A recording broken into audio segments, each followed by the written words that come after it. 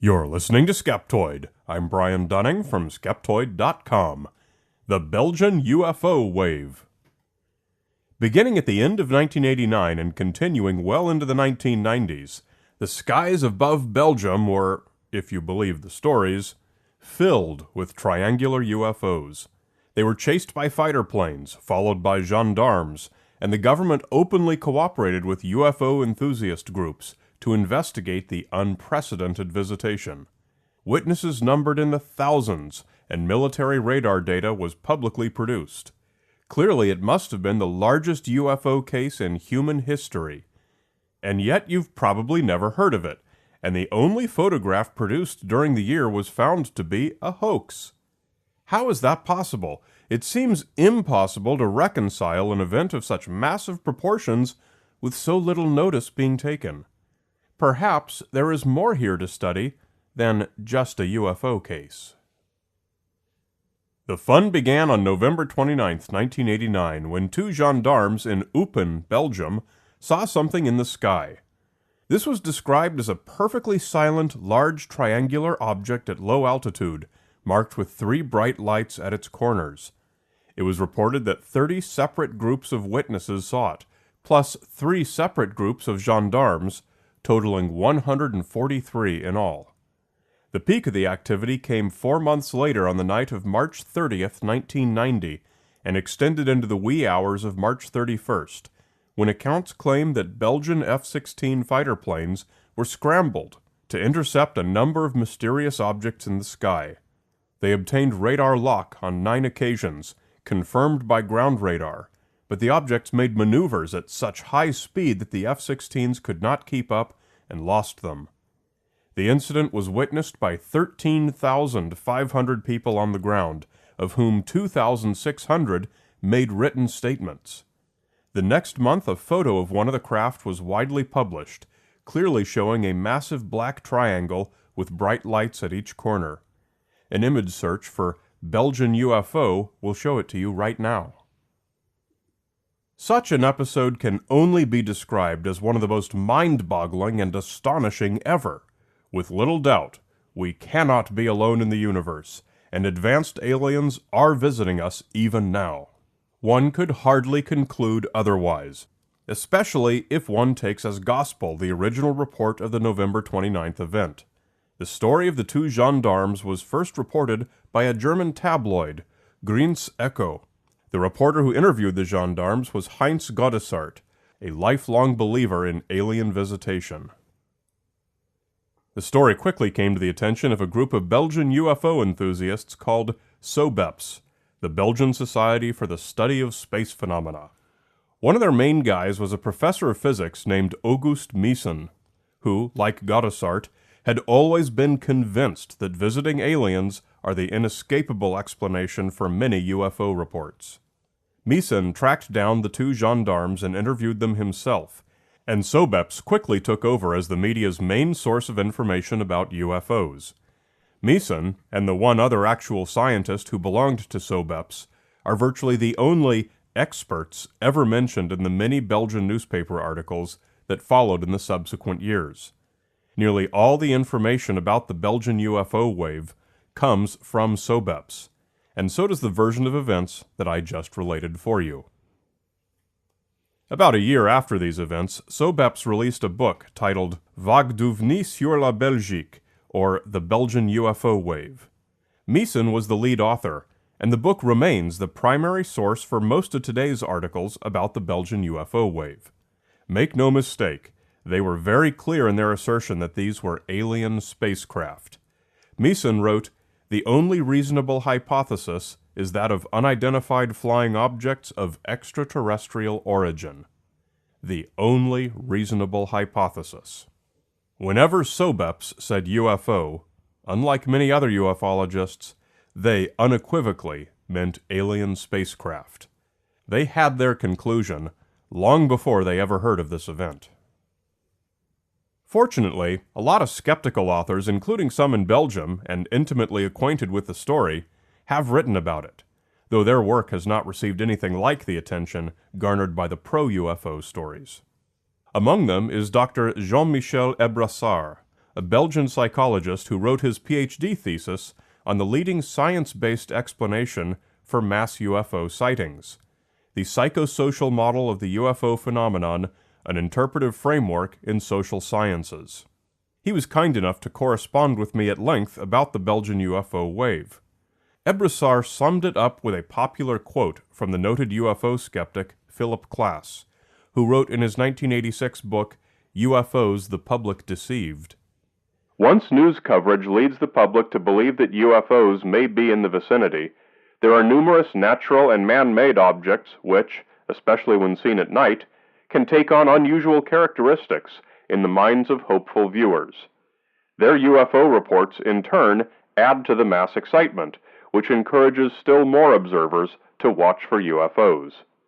This situation feeds upon itself until such time as the media lose interest in the subjects, and then the flap quickly runs out of steam. You read a story in the paper that a UFO was seen flying over your town a night or two ago. You remember that you saw something you took for a bright star or an airplane, thought nothing of it at the time, but this amazing new story makes you realize that what you saw must have been this UFO. You and I might not necessarily make that connection, but it's perfectly reasonable that a lot of people will. And so they follow the instructions in the newspaper article and send a report to SOBEPS. With so many articles over a period of years in a small country, it's no great surprise that SOBEPS reported they eventually received as many as 2,600 in all. The 143 reports Meeson claims for the original November 29th incident were indeed received, but only after more than a week of aggressive and repeated solicitation in the mass media. It is only much later retellings of the story that wrongly assume all 2,600 were reported as people were watching the F-16s chase the UFOs, or that all 143 initial reports came independently on that first night. All the reports were after the fact, and were made only after prompting and solicitation by SOBEPS and the media. It was simply a psychosocial phenomenon, which is why there is no evidence and only the one questionable photograph. If 13,500 people did all actually see something that they took for a UFO at the time, I guarantee you that more than just a single photograph would have resulted. But even that single photograph turns out to be emblematic of the quality of all the evidence that characterized the Belgian UFO wave. In 2011, a guy named Patrick Maréchal invited Belgian reporters to his home to show them what he and some buddies had done at work one day when the media hype had been at its peak. They took a sheet of styrofoam, cut it into a triangle, painted it black, embedded a flashlight in each corner, then hung it from a string. Maréchal still had tons of photographs that they'd taken, trying to get that one that was just right, and that fooled the world. What about the original September 29th incident? It turns out that the version SOBEPS reported is different than what the gendarmes actually said. For one thing, they never said it was silent, but that it made a low noise. Other witnesses later said it sounded like a motor. One said it had a stick coming out one end with a turbine on it. Investigator Renaud Leclerc wrote a lengthy article going into great detail and concluded that it was almost certainly a Bell UH-1 Huey helicopter in the area. The majority of the gendarmes' report concerned a single stationary white light above Lake Gilep that just happened to be exactly where the planet Venus would have been in the sky from where they were observing. So let's look at the most dramatic of all the events, the chase by the F-16s.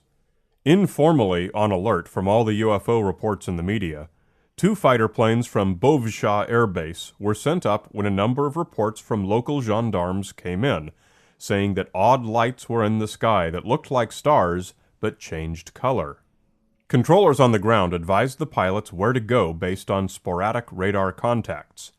The pilots also got intermittent contact with objects, but they appeared and disappeared and moved up and down too fast, including going underground.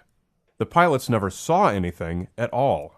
SOBEPS reported that they obtained radar lock on targets 9 times, but the Belgian military only reported 3 such locks, and upon analyzing the data, all 3 radar locks were on each other.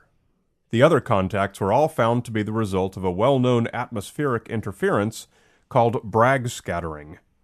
Bragg scattering is described: in airspace surveillance radars, this effect becomes more disturbing. Random sequences of inhomogeneities in the air density can produce so-called clear air echoes. These are referred to as angels and may cause false alarms. In other words, we need not stampede to alien spacecraft being the only reasonable hypothesis, as did Meeson. Belgium's chief of operations, Colonel Wilfried de Brouwer, summarized the night by saying, "The technical evidence was insufficient to conclude that abnormal air activities took place during that evening."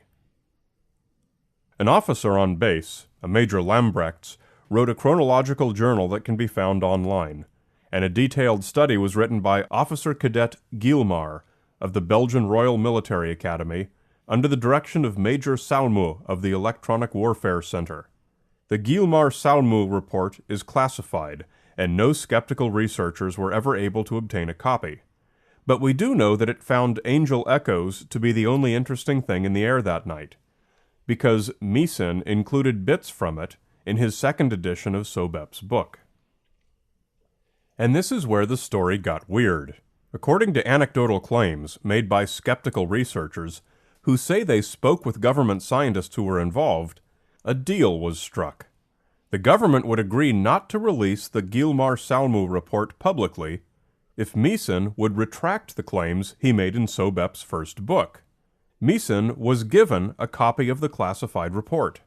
Soon afterward, Sobep's published their second edition, UFO Wave over Belgium 2, in which Meeson reported figuring out, on his own, that the radar reports were false angel signals, and that the Guilmar-Salmu report backed up his findings.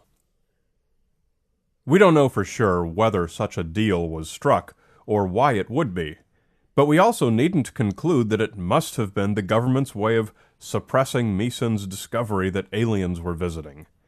The government, almost certainly, never had any intention of releasing a classified document. I suggest that their providing one copy discreetly to Meeson may have been nothing more than professional courtesy. Meeson was a professor of physics at Belgium's largest French-speaking university. He was professionally acquainted with the government scientists for whom the Guilmar-Salmu report was written. They saw their colleague publishing ridiculous nonsense and shared their informed findings with him. Academics share their work with one another all the time. There were certainly many other sightings and reports over the course of about 2 years, but none as dramatic as these I've just covered. And, in my opinion, these best cases are not very dramatic at all.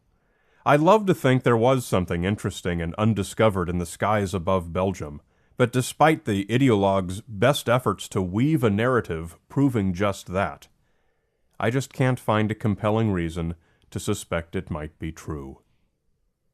You're listening to Skeptoid, a listener-supported program. I'm Brian Dunning from Skeptoid.com.